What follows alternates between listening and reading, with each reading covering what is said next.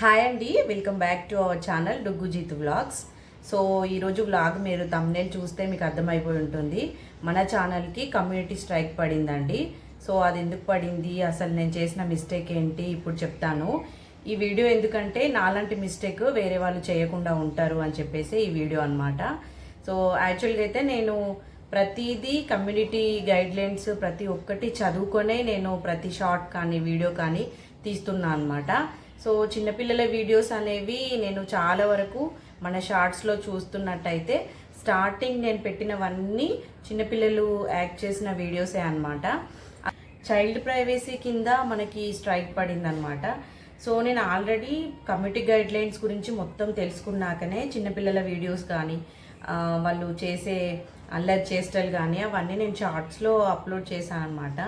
దేనికి అలా స్ట్రైక్ పడలేదు. సో నేను అనుకున్నాను కిడ్స్ వీడియోస్కి కూడా మంచి రెస్పాన్స్ వస్తుంది. సో మన చెల్లి వాళ్ళ బాబాయ్ కదా, మన తమ్ముడి బాబాయ్ కదా అని చెప్పేసి వాళ్ళ వీడియోస్ కొన్ని వీడియోస్లో కూడా కాదండి, జస్ట్ షార్ట్స్లో మాత్రమే పెట్టాను అనమాట. ఒక మంచి సాంగ్ యాడ్ చేసేసి నేను వాళ్ళ క్యూట్ వీడియోస్ అన్నీ మెమొరీస్ లాగా ఉంటాయి అని చెప్పేసి నేను యూట్యూబ్లో షేర్ చేశాను షార్ట్స్ రూపంలో. సో మా తమ్ముడి వాళ్ళ బాబు యువి, మీరు నా ఛానల్ రెగ్యులర్గా ఫాలో అయితే యువి మీకు తెలిసే ఉంటాడు.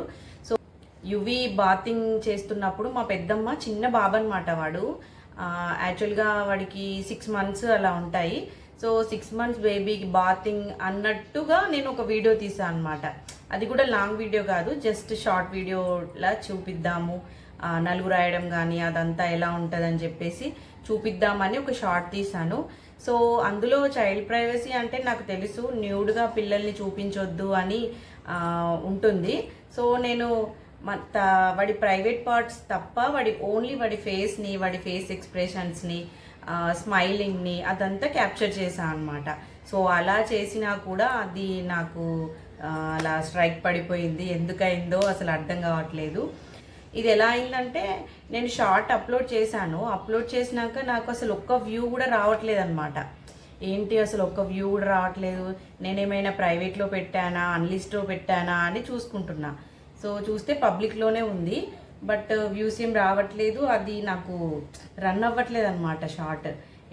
మళ్ళీ కాసేపు అయ్యాక అంటే ఒక ఆఫ్టర్ 1 తొందరగానే వచ్చిందేమో మెయిల్, బట్ నేను చూసుకోలేదు. 1 hour తర్వాత మెయిల్ చూసుకుంటే ఇలా మీ షార్ట్ని మేము బ్లాక్ లిస్ట్లో పెట్టాము, మీకు కమ్యూనిటీ స్ట్రైక్ ఇలా చైల్డ్ ప్రైవసీ కింద స్ట్రైక్ అండి అని ఈమెయిల్ చూసేసరికి మన ఛానల్ పోతుందని చాలా అసలు షాక్ అయిపోయాను అనమాట. నేను ఇంత కష్టపడి ఇన్ని రోజులు మనం చేసిన శ్రమ అంతా ఒక్క స్ట్రైక్తో పోతుందే అని చాలా బాధ అనిపించింది.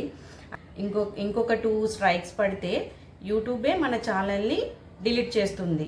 సో అట్లా కూడా పడకుండా నేను ఇంతవరకు కమ్యూనిటీ స్ట్రైక్ కాదు, నార్మల్గా కాపీరైట్ కూడా మన ఛానల్కి ఇంతవరకు పడలేదన్నమాట. అంత జాగ్రత్తగా నేను ఒక్కొక్క షార్ట్, ఒక్కొక్క వీడియో అప్లోడ్ చేశాను.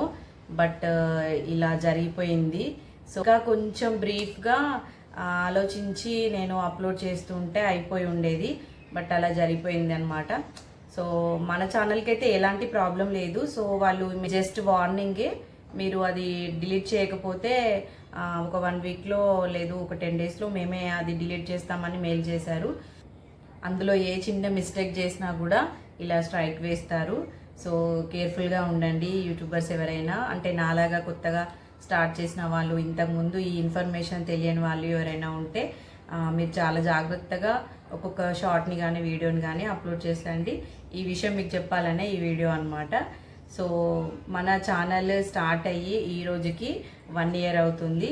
సో నాకు నేనే చెప్పుకుంటాను అనమాట, happy anniversary to my channel అని చెప్పి.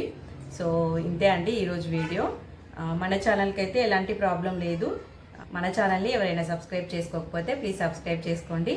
అలాగే ఈ వీడియో ఎవరికైనా యూస్ఫుల్ అనిపించింది అని అంటే ఒక లైక్ చేయండి. అండ్ మన ఛానల్ యానివర్సరీ కాబట్టి కామెంట్ బాక్స్లో ఖచ్చితంగా విష్ చేయండి.